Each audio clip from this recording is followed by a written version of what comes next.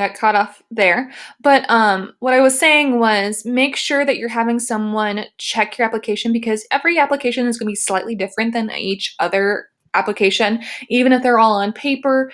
And you might even see some companies that use the exact same job application template online, but you also see if you're applying to a great number of jobs that each application might be just a little bit slightly different than each other, and other ones might ask different information. So making sure you're reading through everything is a good one as well. If you get a paper one, make sure you want to have a copy just in case. Again, you don't have to, but it's a good way to just keep a good copy just in case you need to. All right. Make sure you're complete again. Answer all of the questions. Even if you have to leave some places where you don't have any information for certain places, I know that many of you may not have had a job before. So many of you would have to leave a lot of places what would be unanswered. If you are going to have those spaces, instead of just leaving blank or unanswered questions, write NA. NA stands for non-applicable. Basically means that this doesn't apply to me because I haven't had this job before.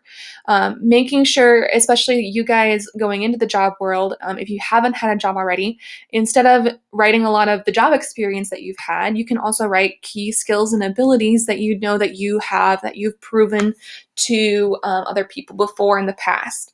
So I know that sometimes it's hard for your very first job application because there's not a whole lot of stuff there that you can write, but making sure that you're still filling in those spots with something, and then you're also using your skills and abilities in those sections are going to be key for you guys. If you already have those and you kind of already know how to write in those spots, but anything that doesn't apply to you, just write NA instead of leaving it blank or leaving it unanswered. The reference sections. This is going to be on your applications. Most places have at least 3. I've had some have 5. I've had some have 4 spots that you need a reference. A reference really is someone that has knowledge of your work habits and your character. This PowerPoint suggests teachers, leaders, coaches, church help, other professionals that know you. I would not suggest having your best friend, Billy Bob Joe, be your reference because he's not going to necessarily be the best one to suggest your work habits.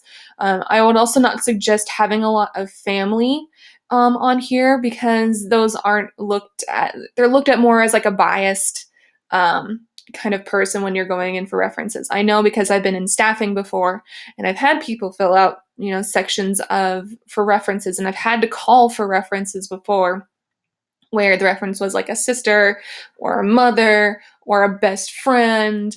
And it always is wishy-washy in the staffing world whether those are actually like viable references.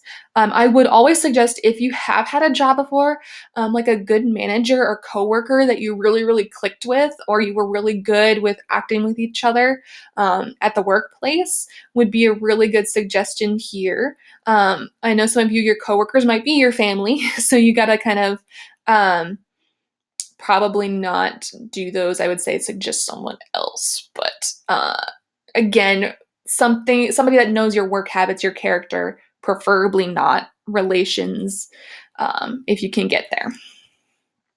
The last one, they might ask you to please list your areas of highest proficiency, special skills, or other items that may contribute to your abilities of performing in the above position. So thinking about any special skills that you might think that you have, I was thinking about doing our next lesson kind of might be a little bit more on soft skills as well. So that's skills that you can put into here. You can actually look up soft skills.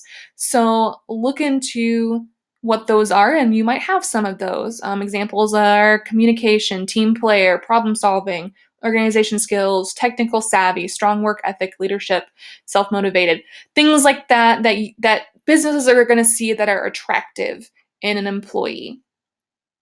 That's what they are looking for in this section.